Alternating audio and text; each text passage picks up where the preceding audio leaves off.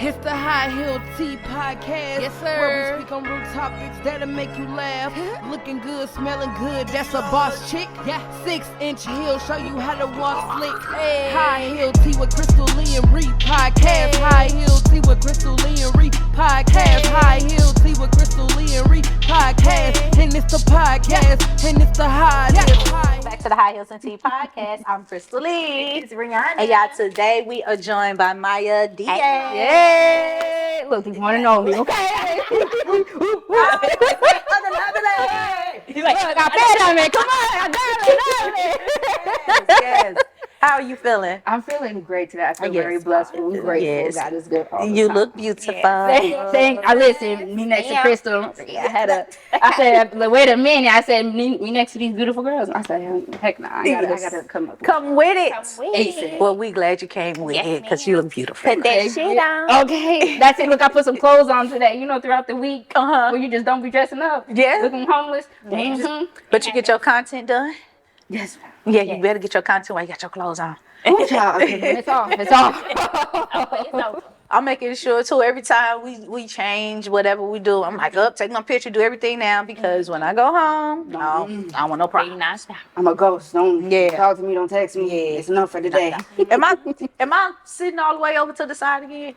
I'm fine. Okay. All right. I'm making sure. Yeah. Now I was the one, so I ain't gonna say too much.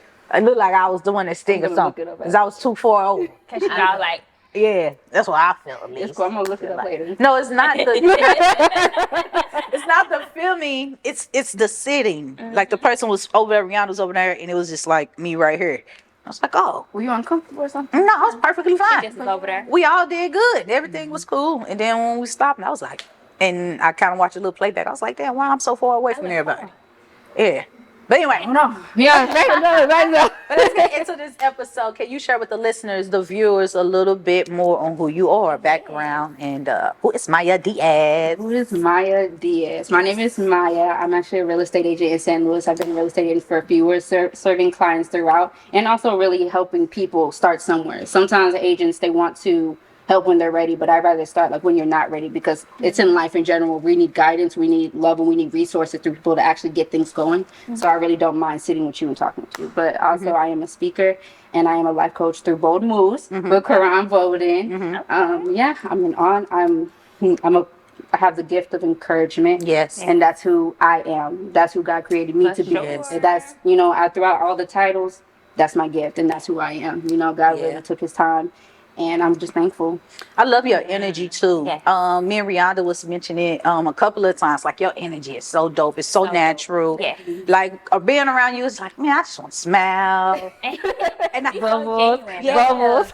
I saw this quote today. It was just like, I just love being around people that laugh. Like, their energy is just so different. Like, that love to laugh. And that's who you are. Like, you really always laugh. You always smiling. Always goofy. Life is too short. And the thing is, we're living in a world full of a facade. Yeah. And I don't like using the word hate, so I won't use it. But I strongly dislike what the word has become, of becoming too fake. When God really put us all here to like really join together and love on each other and grow with each other. Like, it's too much judgment, it's too much fakeness, it's too much like you trying to look too much like a pearly white, when realistically you dull in the inside. Yep. A lot of people have fake lights. Like you said, a lot of people are pretending. What do you think, the question that came to my mind was, what do you think is the turning point for when a person starts to look within and say, you know what, I'm pretending? Or what do you think also influence that fake light in people? Well, what it really starts from a fake light is when they try to consume themselves into someone else's life. Okay. When they really don't know who they are and don't know what their purpose is. Because at the end of the day, it's easy. It's like when you're going into a relationship. If you really don't know who you are, it's easy for you to consume within somebody else. Like, I want to live your life. Like, I don't know who I am, but I want to be with you 25-8. That's kind of how it is with 25-8. 25-8, not even 20. I want to live in your skin. No, but it's seriously like that. And we're on, social media now where they're just like, oh, I want to do this because I saw this person do it on social media. Yeah. Baby, who are you? Yeah.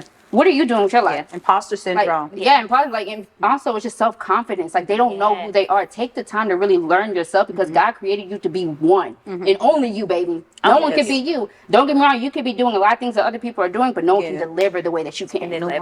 So it really starts with self-reflection. You're starting with looking at the biggest monster in the mirror, which is yourself.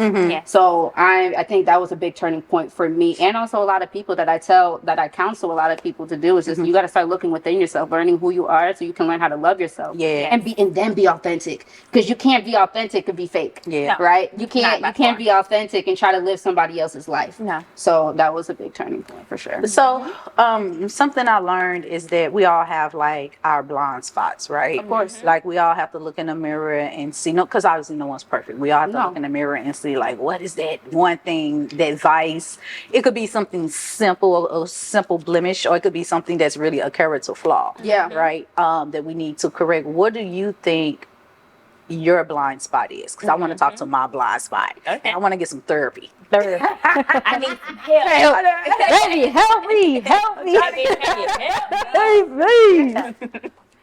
Yeah. What is one of my blind spots? I would say I really have to dig deep into the roots of it, because the thing is, you really don't know it's a blind spot till you really look within yourself. And something that I had to deal with a lot was trying to show my value to somebody else. Because when you come from a certain household and they're telling you can't do something, you have every single motive in the world to be like, well, I'm going to prove it to you that I can. Like I can prove it to you, like I'm going to. But the thing is, that's only going to get you so far. For you need to do it for you. And my broker is I'm under Harvey and Co. Real Estate. My broker, she really became a mom to me. And she really told me, the best thing that you can do is be the best for you. I don't want you to be the best for me. And when she really became a mom figure to me, I realized I was doing that because all the people who bullied me, all the people who told me I wasn't going to be anything, my father, my mother, who really put a lot of trauma within me, I realized that I was seeking for validation. And that was one of my blind spots that I really had to work on with myself, because one thing that God's going to do, he's going to put that flaw in your face. But it's more so, are you ready to receive that? That's dope. That's dope. So for me, what I discovered was kind of to what you said. I had to get into the root of it all, right? And I did therapy for years. And I really wanted this lady to, I'm not going to lie, I'm going to be just really real. I really wanted this lady to tell me that you order what you order, because when you was a kid, this happened to that. And it never got into that space. But one thing she did, she zoomed in a lot on me being a mother to an adult child. My oldest daughter is 21. I had her at 15. And she will always encourage me to do these new things, different things with her, whatever, that I never have done. And I don't consider myself like a bad mom in any form of fashion, but it was so hard for me to just do these things that will connect with her emotionally. And I was just like, this shit is it's weird. But long story short, what I discovered was that my emotional development was definitely divided when I became a teen mom. So how I show up emotionally sometimes, not anger or sadness or anything, but it's completely like disconnect from situations that I should be connected to. And I used to pride myself a lot on having like this problem solver mentality. Like, tell me what the problem is. Don't come to me venting. I'm not the one, like, you know what I'm saying? If you want like that, just listening ear, I'm not that person. And I pride myself on that. But then something dawned on me. It was just like, well, you really not the best friend, or you really not the best like parent. Like I had this hard time connecting emotionally to people. So now I definitely try to just listen, and not listen to obviously respond to solve problems, but I just be like, all right, tell me something. Tell me whatever it is you want. And then I don't try to come up with solutions like, and I'm not sharing too much, but you recently shared something with me, and I was just like, tell me what you need from me. You know what I'm saying? In this moment, because I don't want to come to you and be like, all right, bet, this is what you're going to do. It's going to be like, I didn't even hear what you said, And so I just learned to shut the fuck up. Because I ain't gonna lie, girl, dudes used to dump me every day. Be like, baby, it makes you emotionally unavailable. And the thing is too, like that really becomes a root and a trigger button, because you're just like, man, I've been hurt so bad. People play me so bad that I'm like, trauma is real. Disconnecting, but at the end of the day, you're trying to disconnect with yourself and what you truly deserve. So that all of that, right? Like it's so hard. I don't know. I've said it on this podcast. I was like, man, it's hard for me to receive gifts because it feels weird. I don't want you to do nothing for me, but I don't mind giving you whatever, right? Yeah. So it was Because always you hard think for you're me. solving a problem for somebody else. Yes, it just always hard. It was always hard for me, but now I'm more better, and I practice this space, and I don't want to make excuses up. But I was so happy when I just figured out, oh, this is really. It's not about being the boss chick and having the drive and living in a purpose. It's not solely that. It's also this disconnection that I have from everybody. You know what I'm saying? Including myself. And all I know how to do is just get shit done, which is great. But you need both your emotions, you know what I'm saying, and your logic. You know what I'm saying? To live. So anyway, You need everything. Look at her. She's the therapy class. She like, Well, no, I mean, I'm glad show that my you. growth. So I mean, I'm glad that y'all you can shared. stop dumping me on and call me back. Hey, just okay. Y'all don't deserve her anyway. So yeah, correct. you see this, and you see that, baby. Please, you can't. I'm so serious when I tell you, little boys. This was when I was younger too, by the way. It's not recent years. Yeah, Boys for used to sure. be like, I know you like me, but you don't show it. And I used to be like, if you know I like you, what's the problem? Right. But emotionally, I That's did not know nonchalant. how You're to emotionally show up. attached. Yeah. I just never knew how to show up. So anyway, It's Ain't nothing wrong with that. Ain't nothing wrong with that at all. Because I'm still like that today. you were great. you are. No, I'm very nonchalant. I'm just very vocal about how I feel. What I'm you- very Power. transparent. Emotionally too, because when I was going through something during one of my toughest times, I had one phone conversation with Rihanna, and when we got done talking, I was like, did you like study like being a therapist or something? I'm like, are you a fucking like she knew. I remember one time I was so sad and she was checking in on me and she just sent me her playlist, you know what I'm saying, of some music, and then I played it and I just vibe. I had it was simple, you know what I mean? But me, I'd be like, the fuck, yo, bitch, shit. But it think problem fixing. a form of therapy. Yeah, a form of therapy. So I think you good with emotionally connecting with people. Yeah. But I understand what you're saying overall. Yeah. Like, I'd be like, fuck.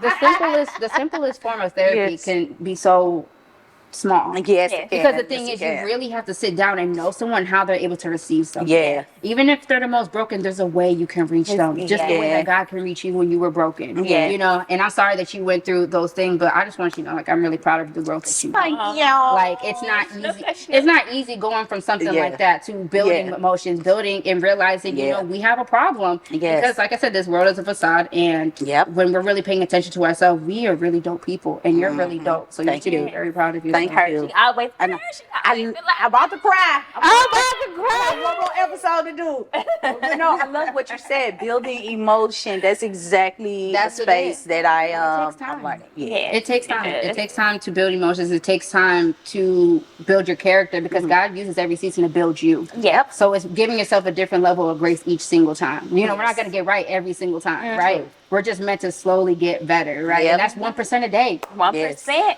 What inspired you to be a life coach Yes. to other people? What got you in that space to where you're like, you know what? I want everybody to know their purpose. I want everyone to be delivered. You know, I want everyone to feel, not that you're not playing God, but I want everyone to feel healed Yeah. and wholesome. You know, what got you in that space of being a life coach? It's a story. Like, Tell it, girl. We got time. like Tell a story. I'm going to share this in a way that it really brings me back of when this all started. Okay. You know, so I remember when I was in school, you know, I was going through a really tough time. I was living a double life because I couldn't share things that was going on in my home, or me and my sister would be taken. Okay. And there were so many broken people around me. But you know, God, for some reason, God was able to use me, that small mustard seed, baby. He uses that, faith, yeah. that small thing of light. And you know, there's this one girl that I've known for a while in high school, and it's just like my heart was you know what I mean? It was like my heart to like help her, and even the smallest ways possible when she was able to receive. But when she like tried to commit suicide in school. Oh wow. I stopped her from committing suicide in school. Wow. And you know, it was in front of everybody. I was chasing her, security guards were chasing her. And I was making sure that she didn't. Like, I had to stop her arm, I had to grab her arm from doing it. And you know, I'm a suicidal, survivor. You know, I used to try my best to commit suicide, but God said no. To escape the home life. And that's how I really found God, was when I was about to die. In my broken room. I didn't meet God at church. I didn't meet God and through somebody else. I met God on my own in a broken room, because I'm like, God, this can't be life. Like, this can't be it. I'm like, I might not know fully who you are, but I'm like, man, this is tough. Like, I feel like you made a mistake with me. But it's like when I was letting everything go, when I was bleeding, everything was bleeding out, I was ready. And he was just like, my child, this isn't it for you. Like, you have a purpose here. You have something to serve here. Like, I know it's tough right now, but trust me. I don't know where I'm going, but I know you could trust me. So it's just like, from there, like, God continued to use me to build my light. And I knew I was so good at just being a smiley person. Like, I knew I was good with people. I knew I was being a smiley person to someone, and just being able to give somewhat of advice and somewhat of encouragement. And I recently fully discovered my gift of encouragement when I went to this church. He kept on saying, you encourage people. I'm like, God, why does this pastor keep saying I encourage people? But it was really more so to say, like, you have the gift of encouragement. And when you come through a broken life, and you also rebuild that, but through God, you just want to be able to be an extending hand to somebody else, because you have no idea. Let them use. No, for real. And it's like, I wouldn't say I didn't have no choice, because I allowed God to use me. It's a thing. It's different when people just like, oh, well, I let God use me. No, sometimes it's hard to let God use you, because it's like, man, people don't talk about it. You know? But it's more so like, be like, okay, God, I'm gonna let you use me. And I was able to just, every single time, like, even with past relationships, they had suicidal attempts. I don't know what it was with suicide. Like, the enemy was constantly bringing me around people who dealt with depression and dealt with suicide. Even my own family, who was trying to commit, save an ex. Like, it was constantly somebody dealing with mental illness, and I was able to be somewhat of a light to them. But the enemy was trying to grab me through that. And you got to know your demons in each season, baby, because the enemy is gonna find a different face every single time. So that's why your discernment has to be high. Because you might think you're doing all good until what? The rug is swept underneath you. Well, I want to speak to your point, is that you have to understand that your reality is like a limited context, right, of who you are. And so the full context of who you are, only God has that plan. So that's where to underline and connect with what you're saying. You have to have that faith. You have to have the faith. You have to have that faith. That little baby, that baby even if you don't know. And the thing is, I didn't even know it was faith. I just knew it was a thread of light. Like, I knew it had somewhat, like, the darkness was like constantly coming in, but I knew it was light. Like I said, I didn't fully, I was aware of God's name, but I didn't even know him. I was baptized as a Roman Catholic. I didn't even know what that was. Yeah, what is it? Just being Catholic. Just I'm intense Catholic, but it's just like, I didn't know what that was, 'cause I wasn't taught any religion. I wasn't taught, God and religion are two different things, but that's a different topic. But, 100%, because, we can get deep into that. But, but I didn't know what that was. All I knew was that something was getting me up in the morning when I wanted to die. Something was there where it's just like, man, I gotta keep going. And when I was 14 years old, this is where things started connecting. When I was before my suicidal attempt, when I was 14 years old, when things were really breaking down in the house, my parents suffered from a alcoholic disease. Mine too. Yeah, and then it's extremely tough. It's extremely tough going through that when they start choosing liquor over your child. But I love my parents to pieces, just to realize that, man, that these are God's kids too, and realizing that everybody's not going to be perfect. It's just more so extending grace with the wooden spoon. And I'm grateful that they're getting better, and that I still love them, because the thing is, when you're able to forgive and love, what I mean, you could do it from a distance. We don't have to be on top of each other constantly, and that's why you're so smiley. I'm so smiley. But that's, it's a powerful thing. But when I was going through this really tough time, all I ever did was to pray. I didn't even know fully who God was. All I knew was praying to something. I didn't know. I knew God's name at the time, so I'm just like, okay, I'm gonna pray. I'm gonna try this out. All I ever did was ask God, please give me wisdom and strength. Like, I'm not asking you for money. I'm not asking you for fame. I'm not asking you for a shortcut. Give me wisdom and strength so I can be able to carry out my family, to help them get back to you, and help other people get back to you. That's Yep. dope that even at such a young age you came to that space and know what to ask for. Like you said, you could be asking for anything. Yeah. You be like, God, please give me this new purse.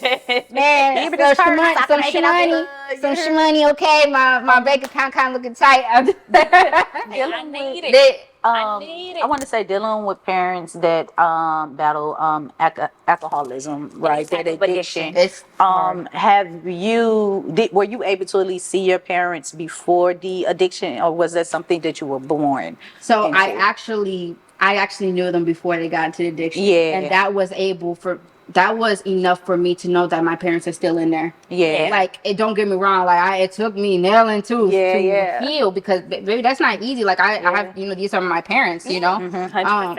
it's not easy at all, but it's just like, man, like I might not like how you did things, but I forgive you, because I knew it wasn't you. That was the addiction and the enemy trying to use you to get to your children. Yeah, but I feel like even within that space, you still have to forgive them, because you have to realize and understand that the trauma not only started with you, it started with them, and it started with their parents, and it started before that. And because nobody had that willpower or that strength to overcome those things, they just kept trickling down within the generation. And because of that, what God did is He grabbed you and showed you something different, because He wanted you to do something different and know something different and understand something different. That's a very good question, Crystal, about were you able to see it before? It's like powerful. Me, I wasn't able to see it before. Like I was born into it, and I'm still facing it as an adult. So that makes it harder. Just having that understanding of like it never having a possibility of change. Like with you, you're saying like you see something different. You see that they're getting better. With me, I pray and I hope and I ask God all the time that He allows for me to see that. But I don't have my hopes up. I don't feel like there's, I feel there's a possibility, because with God anything can happen. Right. But at the same time, you can't Never seen it. Yeah, it's wishful thinking. You can't set yourself. I actually got a word today from church. He actually said, like, the amount of love that you can give is the amount of betrayal you can receive. Baby, when I said I was hey, I don't relationship. Like, no, don't get me. So with me, my mom, growing up, she didn't smoke, she didn't drink. I hope I don't cry. Okay, she didn't drink, she didn't smoke, but then she went through divorce, and then she started drinking on like the weekends. Then she started drinking on the off days, and then before you know it, she'll go around and she smelled like a bird factory. So still to this day, everybody know like I'm not a drinker, but that's why.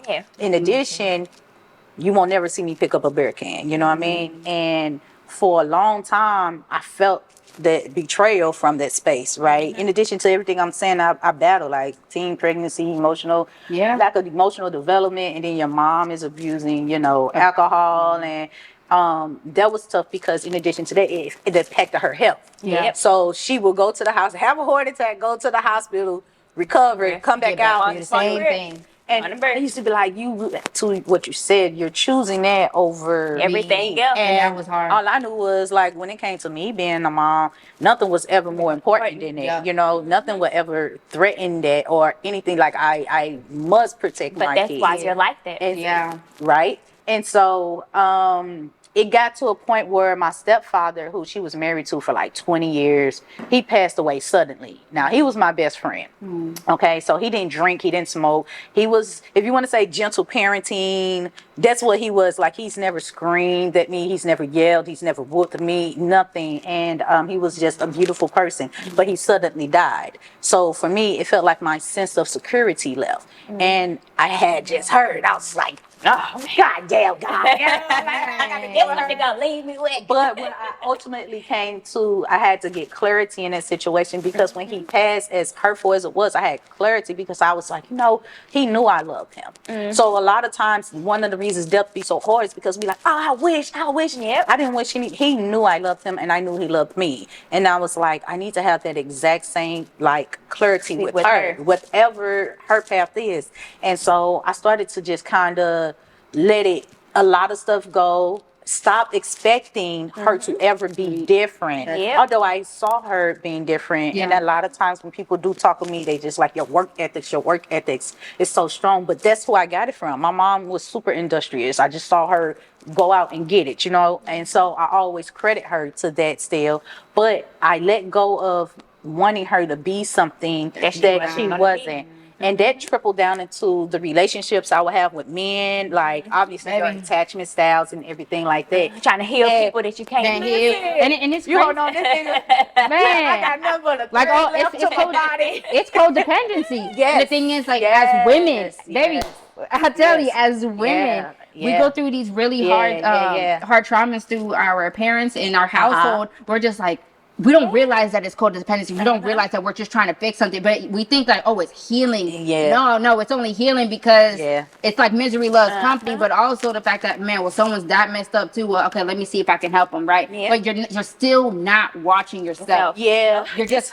You're not loving yourself. You're not loving yourself, but you're able to pour out. It's like you're pouring out into an empty cup constantly because you know you didn't receive that, so what, you want to be that. And it's a powerful thing that you said, don't expect it, right? Because you can still give grace and not expect anything. You can still give grace. Because I'm like, listen, I love you. I appreciate, I appreciate you giving birth to me. And I appreciate, you know what I mean? And the small moments. When I tell you I got a set time, still to this day, I call my mom before 10 a.m.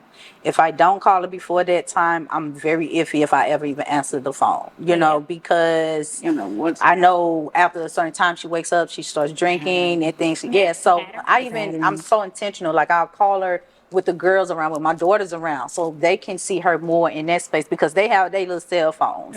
So she'll call them, drunk and tipsy and stuff. And so they got to the point where they also saw like how she treated me, and they didn't like it, and then it started to trickle down to them, and so they didn't like it for that either. So I had to come up with a way, how can I be at peace with this? Because it's hard. She just had a stroke in August, like, it's still going back to the alcohol, and it's like... But they don't care about that. Don't get me wrong. They don't care. It's about, we talk about this all the time. It's about creating those boundaries. That fit within your space, because you can't let somebody, you could be having the greatest day in the world, and you go and speak to her, and everything falls down. You can't allow somebody to penetrate your being or your soul or your understanding, because you know where you are.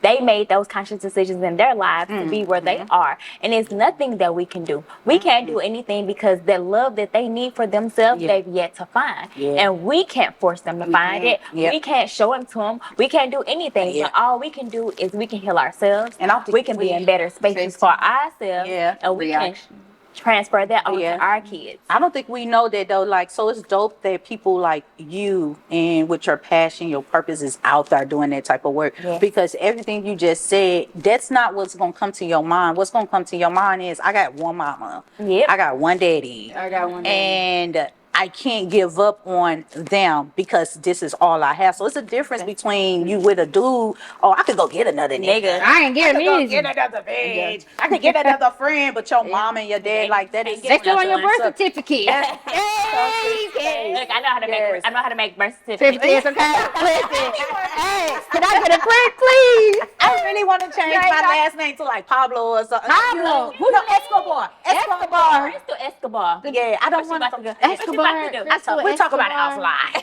Look, we can't talk about it on the camera. I was like, I fed him and wait a minute. But to that space with this being, again, like, this is your caregiver, is your parent.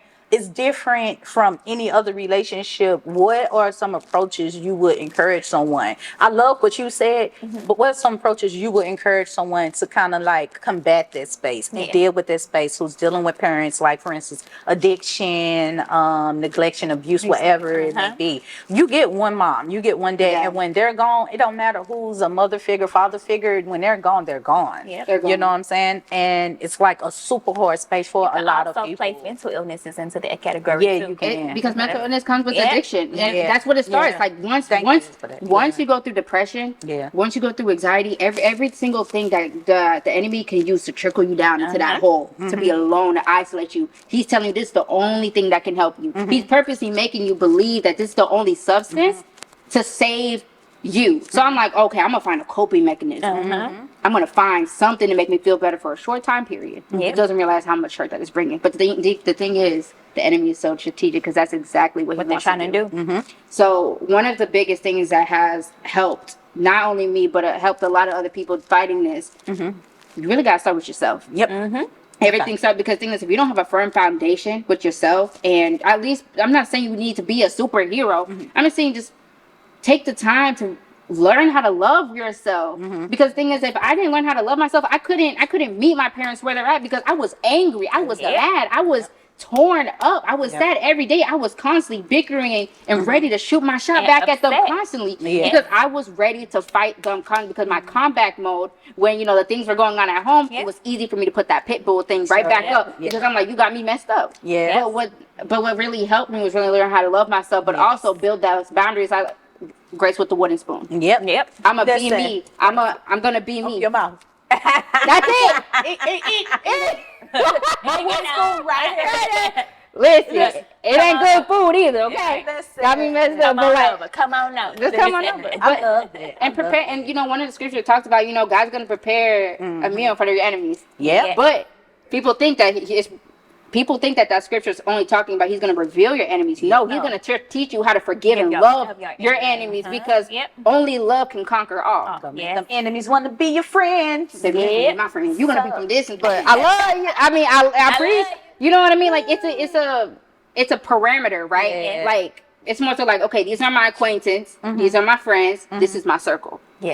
Right? So it's just like your spiritual table, and you got to know who's at your spiritual table because I love that. If the table is shaking, shaking. They and you only because of the fact that you're going through some type of spiritual warfare.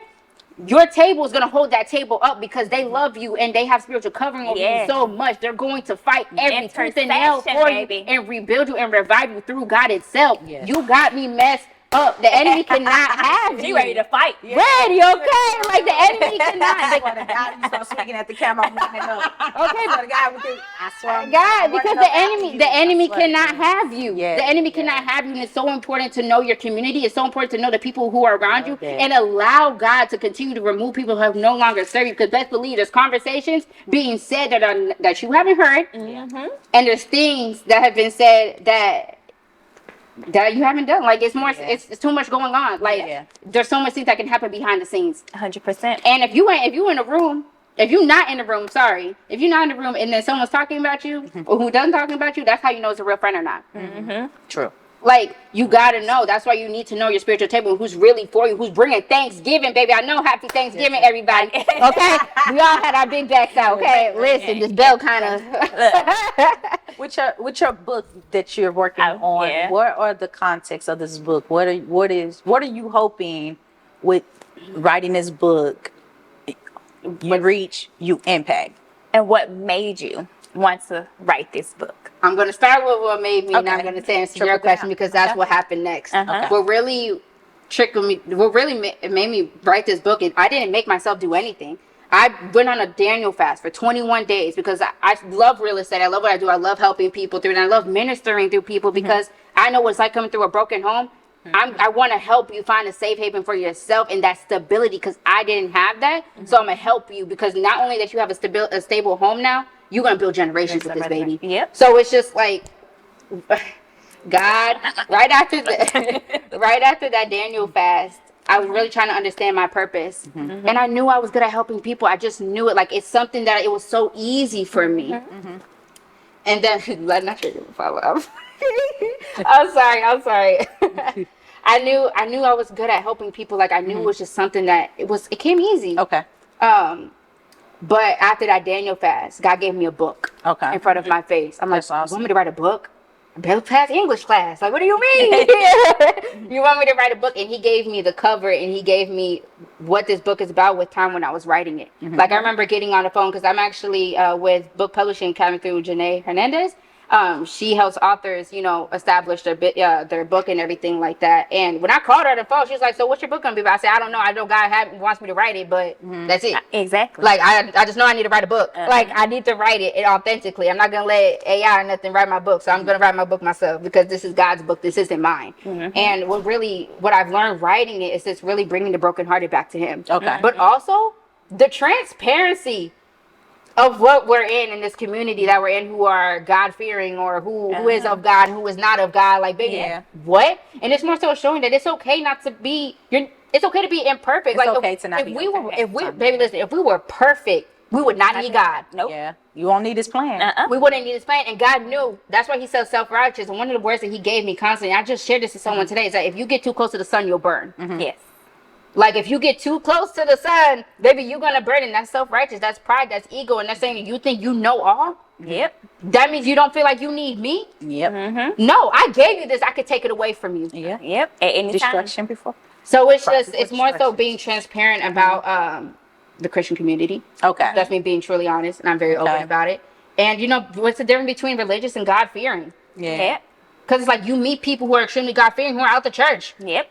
I meet people who are God-fearing within the church, but then you see a lot of facade within the church and also without it. So it's more so be breaking barriers. And don't get me wrong, I know it's going to bring a lot of controversy for sure. Okay. Obviously, I mean, think about it. Me being honest about what's going on in the community, of course. But the thing is, God wants me to use that to bring us together. It's okay not to be perfect. It's okay not to know everything. You don't have to look so, like I said, a pearly white all the time. Like, we are all working through something. Let's come together. Like, I cannot stand seeing someone hurt someone else or act like someone they're not just so they can make themselves feel better or look better about their life. I said, baby, I just saw you in the club last night. What you talking about? Man, like, throw that ass in the circle. Hey!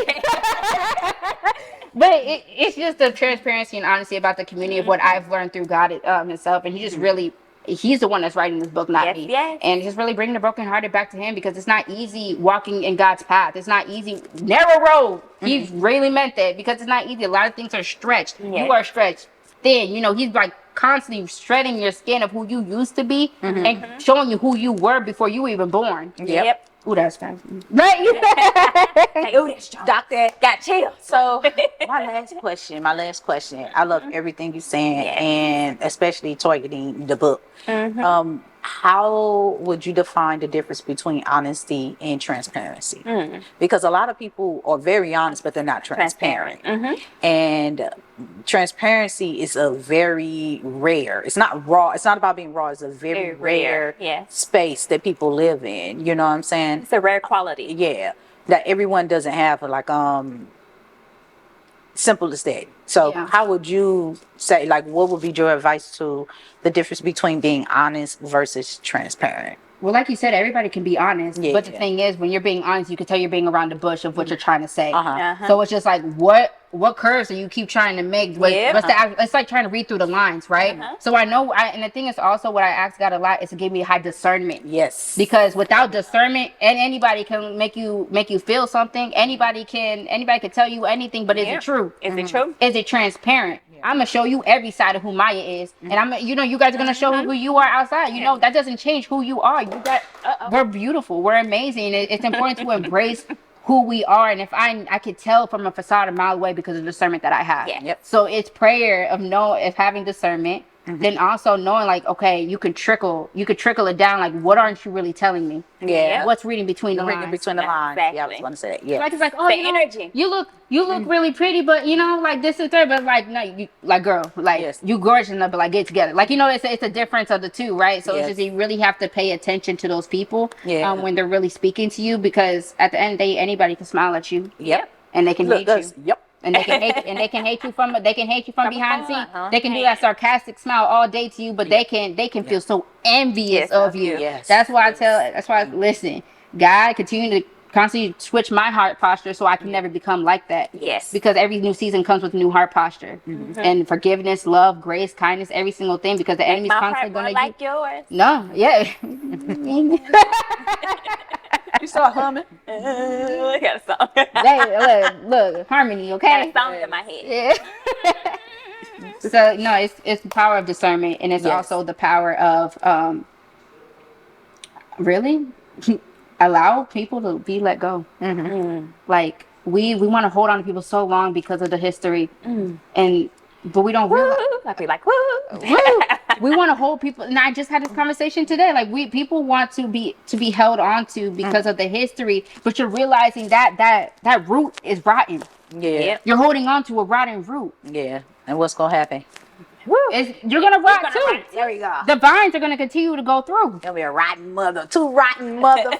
But the thing is, God used you Yes. as a generational chamber. He said he can't listen, the enemy cannot have you. So he said, I'm going to use you to be a better mother. Yeah. You are a good mother. You are a powerful mother. And so are you. You guys are continually going to grow. You guys are glowing. You guys are walking in God's purpose for you. And I love the transparency and the rawness because at the end of the day, you guys are you. And I love that you're able to show all sides of you, but obviously a certain level of privacy, right?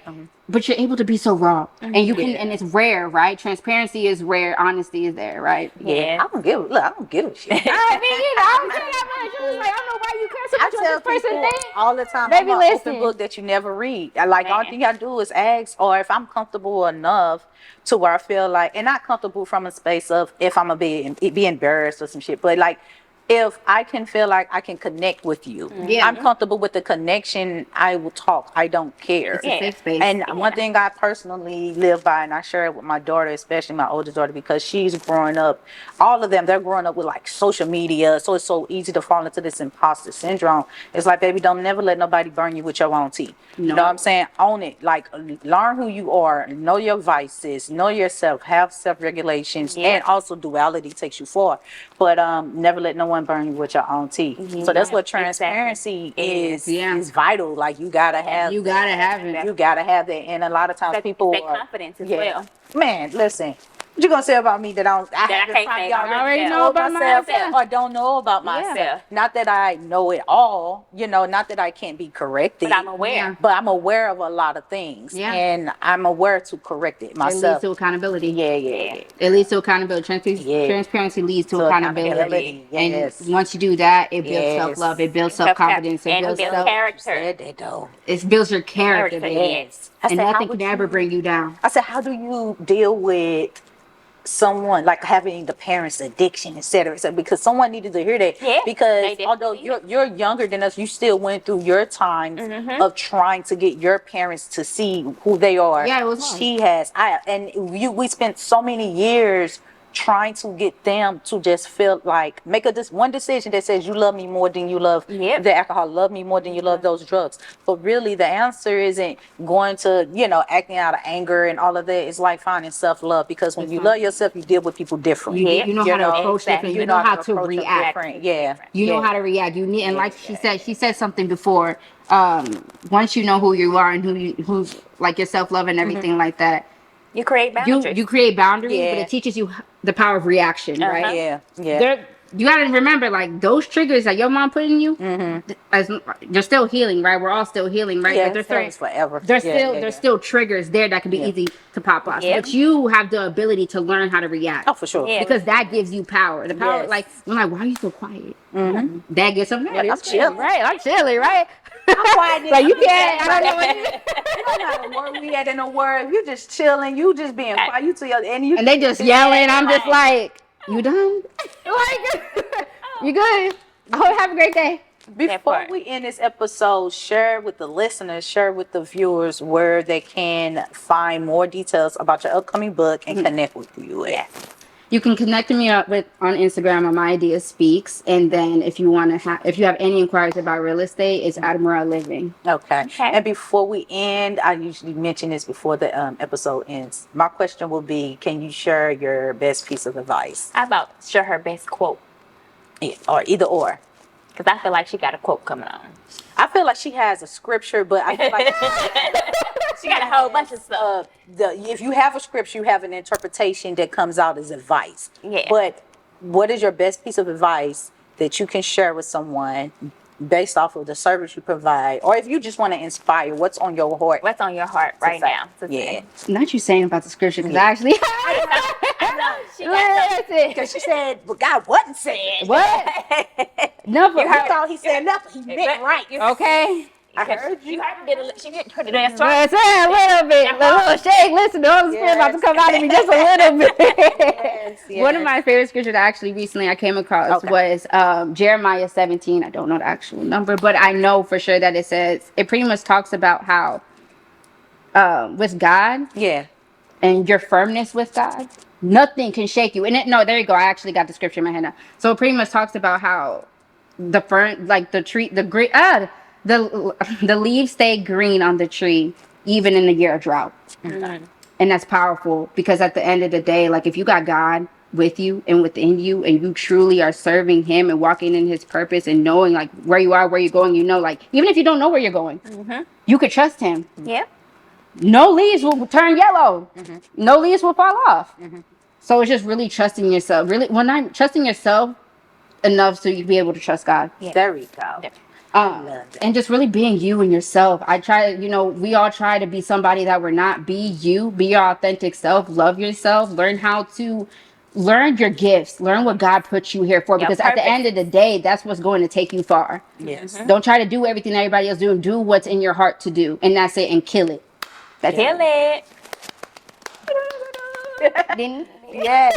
Well, thank you so much again for joining us. It's been so dope. Your energy is amazing. Always. I love how clean your heart is. Your energy is amazing, and we already knew. Sit here. Yeah. Let you we talk already know because you're super inspirational. Okay? Yeah. So thank you, and Key, I continue to pray for your journey. You are a beautiful woman. Thank you. Don't make me cry. I just got my makeup done. Okay. Let me help you eat this shit. Thank you. Thank you. Okay. Bye.